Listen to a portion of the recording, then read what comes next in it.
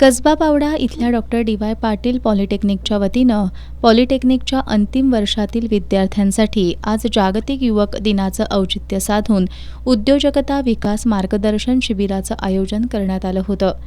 यावेळी प्राचार्य डॉक्टर महादेव नरके यांनी आयटी क्षेत्रात कार्यरत असणारे प्रताप पाटील, उद्योजक संजय भगत आणि बांधकाम क्षेत्रात नावलौकिक असलेले आदित्य बेडेकर यांनी अल्पावधीत केलेल्या प्रगतीचा आढावा घेतला.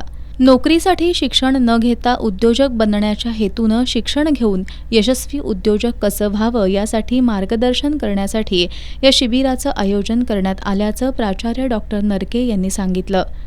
कोहिनूर इंडस्ट्रीजचे कार्यकारी संचालक उद्योजक संजय भगत यांनी उद्योगासाठी भांडवल उभारताना शासकीय योजनांची माहिती घ्यावी, विविध शासकीय योजनांतून उद्योग व्यवसायासाठी बँकेकडून मिळणारं कर्ज घेऊन उद्योग उभारता येत असल्याचं सांगितलं.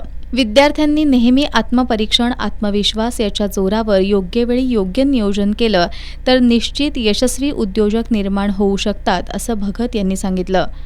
आयटी असोसिएशनचे अध्यक्ष प्रताप पाटील यांनी यशस्वी उद्योजक होण्यासाठी ज्या क्षेत्रात आवड आहे तिथं जास्तीत जास्त वेळ देऊन जीव ओतून कष्ट करण्याची तयारी ठेवली पाहिजे, असं सांगितलं. आयटी क्षेत्रात काम करताना नवनवं तंत्रज्ञान शिकण्याची तयारी ठेवली तर यशस्वी होता येईल, असा विश्वास त्यांनी व्यक्त केला. क्रीडाईचे संचालक आदित्य बेडेकर यांनी गुणवत्ता, कस्टमर रिलेशन आणि झोकून देऊन काम करण्याची तयारी ठेवण्याची गरज व्यक्त केली.